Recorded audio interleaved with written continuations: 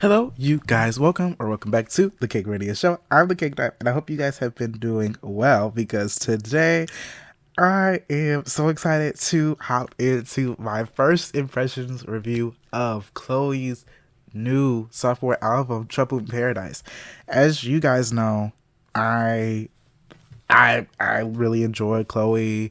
I enjoy Chlöe and Halle's duo music as well as Halle's solo music. I did one of my first episodes of one of the first couple of episodes of the Cake Radio Show I did on YouTube for this channel was me talking about how I felt about Chlöe and Halle's solo music, how I felt like the people who have criticized their music has felt like it's been very weird to me, and like me trying to shift, like giving my 2 cents on that.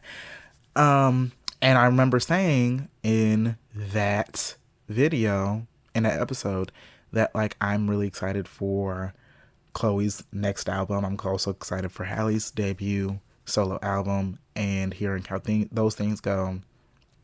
And throughout a couple of other episodes, I've also kind of talked about how I felt about her singles for this album and the many things about that and me enjoying those singles. And now we're finally here. We have this 16-song, 48-minute track album.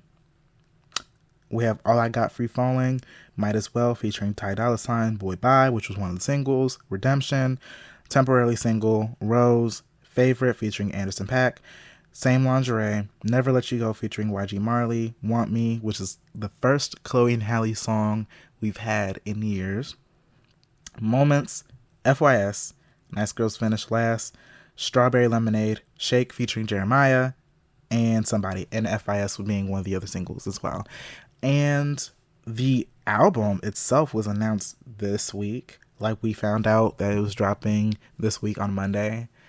And I remember people having conversations being like, oh, like, somebody at the team, one thing about Chlöe is once something wrong goes with the team, once something wrong, like everybody jump in and becomes marketing experts once something weird happens. And I remember like at first, well, part of me is like, I'm mixed on it. I think I need a little bit more time to circle back on the marketing conversation because I would love to do a bigger podcast episode or like an actual like video essay talking about how labels have treated like newer artists in terms of marketing, because I remember at first being like, oh, why are we announcing this album that's dropping this week like the same week that's coming out? Like, I feel like we should have had a little bit more time to like do some pre-saves and like get some sales and stuff going on and like physical sales and whatever. Like, suddenly I sound like I'm somebody who be in the chart data comments, like, which is crazy. But as time started going on, I like put my thinking cap on. And for starters, I have to like be honest with the fact that Columbia, which I did point out and drag in my Chlöe and Halle solo music video episode, which I definitely recommend you guys check out if you haven't listened to that episode already. Columbia, I feel like, is the problem because Columbia has very clearly been weird when it comes to pushing the artists on the Parkwood, even with like Beyonce, because we can't forget with Cowboy Carter, the fact that they labeled the 2 singles, Texas Hold'em and the 16 Characters as like, I think it was R&B, like R&B soul songs when they were very clearly country songs. And it took them so long to get those songs, and then like the promotional singles submitted to radio. Like, it just seems like this. And then you have like Halle, who Chlöe and Halle with their albums have been like very much trying to drip drop the fact that Columbia is the one holding up the release of these albums and these projects, because you have Halle talking about, let me start with Chlöe first because this is Chloe's video. You have Chlöe, like, for the longest time, like when people were asking like, oh, like this is about to be the album of the summer, like where's the album, like we're gonna get the release date, like what's gonna happen? And Chloe's been trying to keep it cute. Chlöe was very much trying to keep it cute for the longest time, being like, oh, it's coming, like, yo, like I'm trying. Like, that's when I knew that something was up, because she said in a tweet like, oh, I'm trying. Like, I knew that she really wanted this album to come out, and I feel like she would have wanted this album to come out earlier than it ended up coming out. But again, I feel like because labels have targeted dates for when they want their artists to push out, and because they have so many artists to to roll out, they're just kind of like, okay, there's like people who fall through the cracks, and they're just like, oh, okay, like let's just throw some here type thing. I think that they didn't know when they wanted to release it because they had other artists in the stable that they were pushing out, and they were just like, and I think they're also hoping that Fuck Your Status and Boy Bye were bigger hits than they ended up being. Excuse me. So I feel like they just kind of pushed it out. But again, Chlöe was kind of trying to drop this information, being like, yo, I'm trying, like, oh, like, give me a little bit of time. Like, I'm like, I know you guys want this album, I want it out too, type things. Like, she was trying to keep it cute and tell us what was going on without explicitly saying it. Then you have Halle, who has been trying to roll out her debut album for a minute. We had Angel and we had In Your Hands. And everybody been asking her when her album dropping and stuff like that. She literally posted on her Snapchat story like last month, being like, "Oh, new music in August." Like, I'm just gonna give y'all covers for like the next couple of weeks because, you know, the label. She explicitly named the label. She's like, "Oh, like the label, like y'all know how labels be. I'm still waiting to hear about when my music can drop," type things. So like she bluntly told us like, "Oh, like the label's the issue here." So I want people to recognize this instead of people pointing the finger on the artist, because I feel like the recurring thing that happens when it comes to marketing, stuff like that, is that like people blame the artist for the marketing, and that rarely is the case. Like very rarely do artists sabotage their own marketing campaigns and their own album rollouts. 95% of the time, it is the label or their manager. It's usually the label telling them like, oh, like this is how we're doing things, because the labels, one, don't know what they'd be talking about, but two, like unless they really care about artists and really have the team in place to manage them and push them out, they really don't be knowing what to do. And they are also trying to figure out how they can best save or get a return on their investment. And I feel like with this rollout, you could tell that they were going a little bit more conservatively. Columbia was going a little bit more conservatively in how they were rolling this album out compared to what they did with In Pieces and with the pre-In Pieces solo standalone singles. Because with those songs, like usually we had, like with Have Mercy, we had this very extended rollout where she teased the song, and you know, we kept getting teasers. She kept promoting the song, and she's like, guys, it's coming, it's on its way. And then we had the announcement that, oh, like it's coming this date. You had the music video announcement coming, and like there was a long rollout before we ended up getting Have Mercy. And then with stuff like Treat Me Like a Treat Me.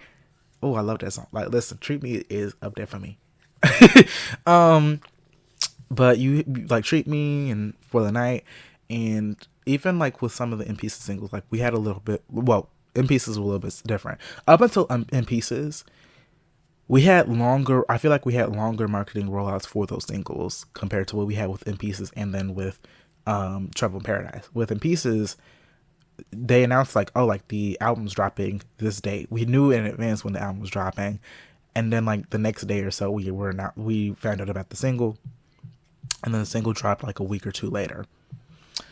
And that, I think like 2 weeks was kind of the marketing campaign window for the In Pieces singles, which were it was Pray It Away, How Does It Feel featuring Chris Brown, and then In Pieces being the like promotional single. And then with Trouble in Paradise, with Fuck Your Status and Boy Bye. Well, with Fuck Your Status, it seemed like that track only had a week rollout. Like we found out on Monday that like she was teasing the song. She's like, oh, like FYS, here's the opening snippet. What do you guys think it means? And she was engaging with the audience, which was very smart. And then a few days later, she did TikTok lives and stuff like doing a fuller snippet of the song, which was a gag. And then we had the song with the visualizer. And then like she was doing promotion on her end, doing TikToks and stuff like that, like everybody be begging artists to do, promoting the song and stuff like that. So she did her part in making people excited and aware that she was dropping music. With Boy Bye, she did similar things. I think there was she had a couple of weeks promoting Boy Bye before we ended up knowing like the release date for that single. But she did teasers for Boy Bye, you know, promoting the song. She did that. She had, you know, she announced that she was doing the music video and she wanted people to come in and do like be stand-ins for the music video. She kept doing, you know, teases and snippets and playing, like doing the songs for like promoting the song on TikTok and stuff like that through social media. And then the song released with the music video, and everyone like, I feel like Boy Bye would have been a bigger hit for Chlöe if it didn't come out like the same weekend as like other hits. Like I'm pretty sure, like if I remember correctly, Boy Bye came out the same weekend, the same day as like Nasty by Tinashe and Espresso, I'm pretty sure, because Nasty came out April 12th. Boy Bye came out, give me a minute, y'all, give me a minute, I'm trying to Google this in real time before I give y'all, give me a second. Give me a second. Boy Bye came out April 12th, same day as Nasty. And then Espresso, I'm pretty sure Espresso came out earlier.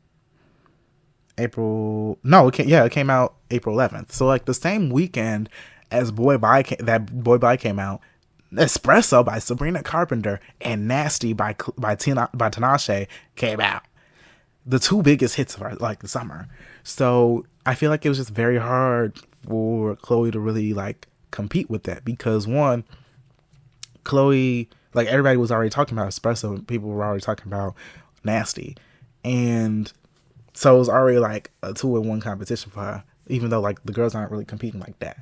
And then it was just the fact that like Chlöe already has like things going against her, because again, as I realized with the episode I did on her and Hallie's solo music, very clearly there are pieces of the audience that just refuse to give her the chance that she should get because of whatever reason. Some people be talking about like, oh, she doing too much and she doing too much with the sex appeal and the one video with her with the lollipop, like, okay, y'all need to be so serious, because y'all be doing cringy stuff online too, for free, mind you.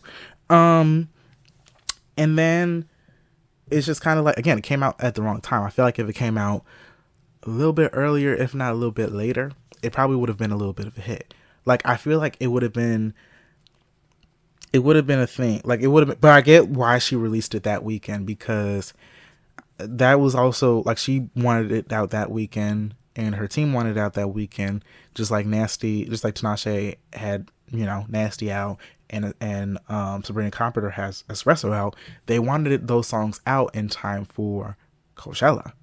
They wanted to perform it at Coachella so that they could get people to ring the song up, which again were really smart plays. And it was the right song at the wrong time. I feel like people would have really loved the song, and those who've listened to the song really seem to really enjoy it. But I feel like people would have clicked with it more if it was released on like a weekend where it was really kind of just Chlöe. Like, it wasn't like, because she was going against some hits, baby. Like Espresso and Nasty, Boy Bye is a hit, but like you had to go, like it just ended up not being the right time, unfortunately. But that reminds me, the thing about this is that people kept talking about, oh, like there wasn't a rollout for this.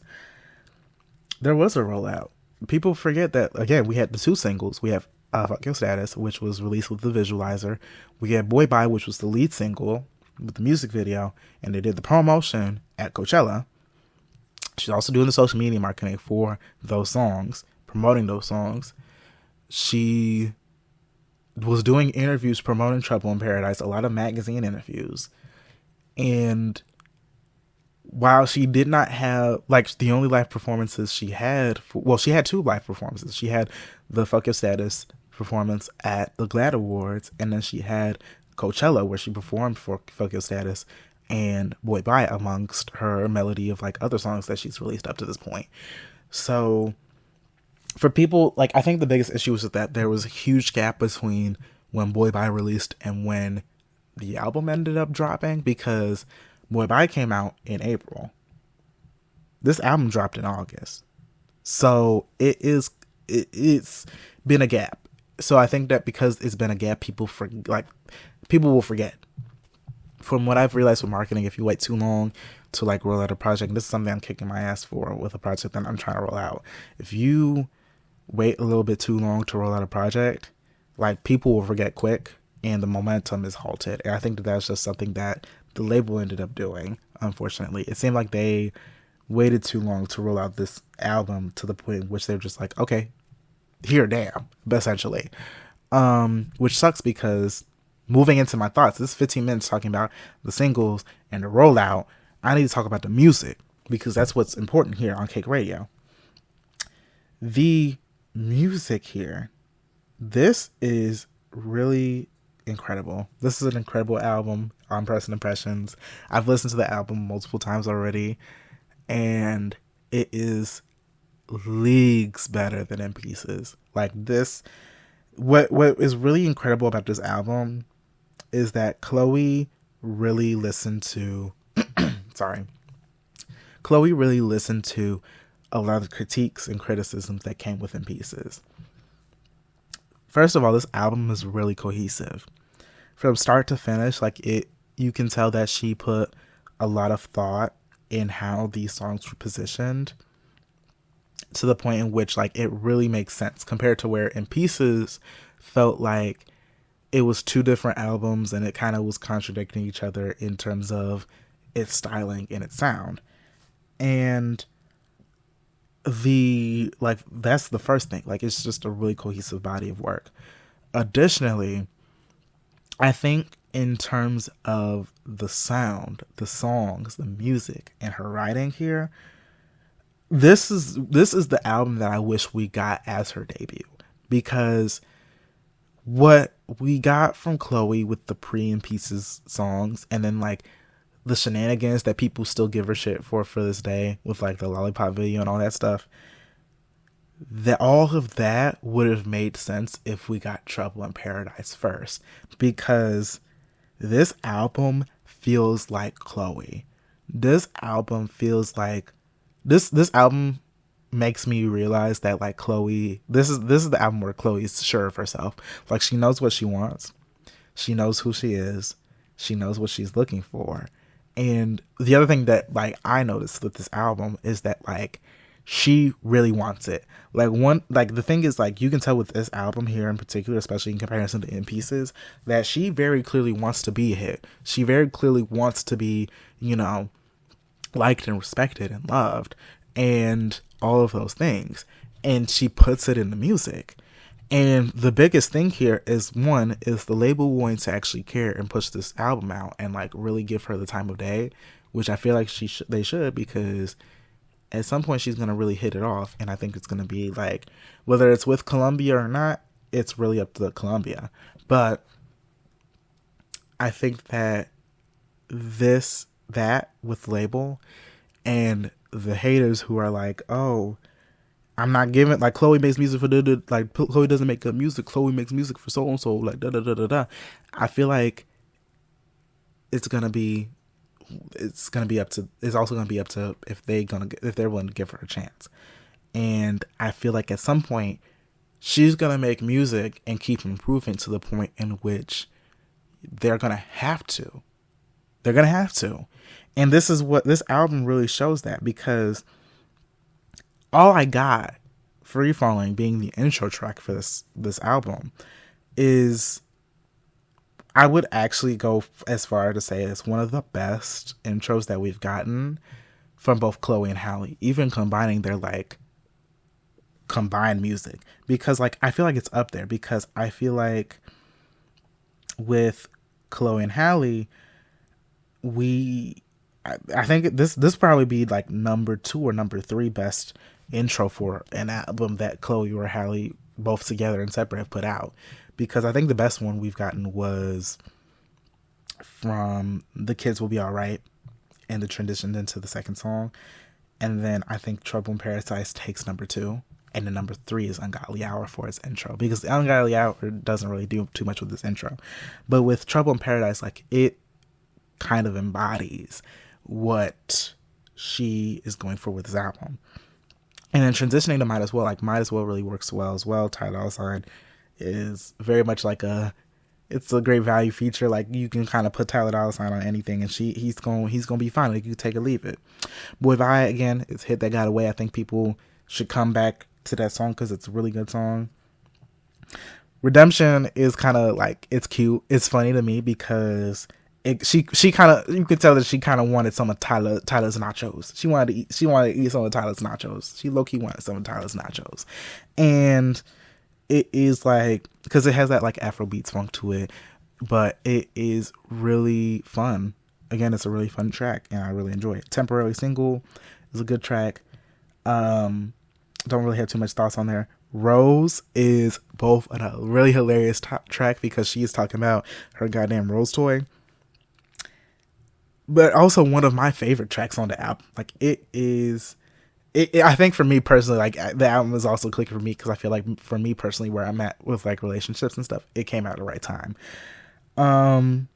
Favorite is a fun track. Like, Anderson .Paak is a great artist, so having a feature like that on your album is already incredible. And they both Chlöe and Anderson, like, they work really well with this track. I would love to see more collabs from them in the future because this is one of the best collabs on the album, one of the best features on the album. Same Lingerie, I low-key can take or leave. I don't, like, one of my other friends really enjoyed the track, but I feel like I could take or leave it. I think I might need to, it might be a track to grow on me, but right now I could take it or leave it. Never Let You Go is a cute song until YG Marley hops on it. I'm so sorry, like, YG Marley unplugged the microphone. Like, it is just like, it kind of threw me a little bit because Chloe's verse on it is really good, and then YG Marley's just kind of there, so it's just kind of like, all right. Want Me is up there as one of the best tracks on the album, like, it, which is like, it's expected because it's Chlöe and Halle. Like, it is, one, it's a good track because Chlöe alone is already bringing it, but hearing Chlöe and Halle, hearing Halle and like come back and work on this track, and them meshing together and having the vocals, that's something we've been missing for years, and that's something that really works here. And I'm glad that we got them to collab together on this album, because when it really works and it's really fitting, and it's just, again, it's just a really good track. Like, I just really like Want Me. Moments is low-key one of my least favorite tracks on the album. I'm so sorry. Like, I wasn't feeling it. Fuck Your Status is cute. Like, not even cute. Like, I love Fuck Your Status. It's one of my most streamed songs from Chlöe, actually, because it's just a really cute song. Nice Girls Finish Last is one of my favorite songs on the album as well, because I really like how Bongo, by the way, really, I love how he literally sampled and interpolated Fuck Your Status with the song, and they both mesh very well. I'm excited. I hope Chlöe goes live and does like a tour with this album, because I would love to hear like a DJ mix of those two songs. So I feel like they would work. They work really well as is with the standard transition. I feel like on tour it will work really well. Like, I think they would have like so much fucking fun with it. But it's such a fun, like, Nice Girls Finish Last is such a fun track. Like, I really love it. I'll be doing the little Roblox dance to it. Like, y'all, like, it's too fucking good. Like, I love the track. Strawberry Lemonade was already something I was really excited for, because, like, I remember hearing the sample when she teased, like, some of the tracks off the album and, like, really loving it. Like, it is like that pop. It's that pop slop. Like, it, like, no shade, like, it is pop slop, but like, it is fun pop slop, because it's like, oh, like, this is a hit that like you play in the car with the girls, and it's like, ooh, like, sweet sensation, strawberry lemonade. Like, it is just a really fun track, and the fact that it's an In Pieces track makes me wonder what the heck. Like, I need to know what In Pieces was gonna look like before we ended up getting what we ended up getting, because that was just a really fun track. Shake It is like that is legitimately like my favorite track on the album, actually. Like, as of right now, I definitely want to revisit the album and do like a full like review and like ranking of the tracks, because I really like this album. But Shake with Jeremiah is like my favorite as of right now. Like, it is so fucking good. It is so fucking good. I love it. I love it. I love it. And Somebody is a good track. Like, it's a good ending track and stuff too. Like, again, there's very few songs on here compared to In Pieces that I would like take or leave, or that I hate personally. And it is just a really strong body of work. Like, I am really happy that Chlöe listened to the critiques and built and improved the music, and that like she gave us this track, like she gave us this album. It is like the right album for fucking summer. And I just know, like, even though my little Chlöe card is showing, it's a good album. Like, even to people who like I know probably aren't fans of Chlöe. Like, I have a friend of mine, shout out to Aiden, who I've shouted out on this goddamn podcast before. Aiden hated In Pieces, and me and him talk about Chlöe and Halle and our thoughts on their solo music like all the time. And he kind of fits the opinion of like what a lot of y'all feel, in which, well, not even y'all, because I don't know how my audience feels particularly about that, but I know that a lot of people, he kind of goes with like what some of the people feel, in which is like, oh, like the music is fine, but like Chlöe and Halle work good together, which is something that I don't disagree with particularly. Like, but like, he hated In Pieces, and he really enjoyed a good majority of the tracks on this album. I remember like at worst he said that there are some songs on here that were fairly forgettable, but like there are a lot of songs that he really enjoyed, and he definitely enjoyed this miles compared to In Pieces, which says a lot. Like, it's showing me that Chlöe definitely cares about her craft as a solo artist, but not even just as a solo, just as an artist in general, and that she really wants this. So she's going to continue to keep trying to improve and build better and better albums and have fun with it as time goes. And I'm just really excited for that, because Trouble in Paradise is like her best album, and definitely one of the best albums that Chlöe and Halle together have put out in a while. Like, I think if I were to do a ranking combining all their albums, which I could do once Halle drops her debut, Trouble in Paradise might be up there with some of the hit Chlöe and Halle albums. No shade. Like, I'm just going to leave it at that. But that is all my thoughts on my first impressions of Trouble in Paradise. Again, I really like the album. I really recommend you guys listen to the album. It's available on all streaming platforms right now. And I hope you guys enjoyed this episode of the Cake Radio Show.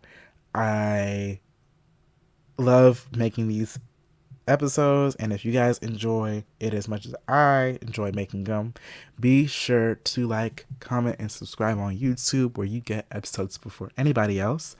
And if you like listening to these on your favorite podcast platform, episodes drop next day on Spotify, Apple Music, Apple Podcast, and all of your other favorite podcast listening platforms, iHeartRadio, Deezer. We on almost everything. If we not on your favorite platform, drop in the comments where we at, and I will work on getting it there. But that has been it for me, and I hope you guys have a lovely Saturday. Talk to you guys later. Bye-bye. Also, you know what? Before I say goodbye, for real, I'm going to give y'all, I know usually with first impressions, I rarely give ratings. I'm going to give this a rating already. I'm going to give this, I'll give this a 9 out of 10. No. Let me be conservative. I'm going to give this an 8.5. I'm going to give this an 8.5 out of 10 because I really like the album. 8.5 out of 10. That's my thoughts. First impressions. Trouble in Paradise. Stream it now. That's all for me. I'll talk to you later. Bye-bye.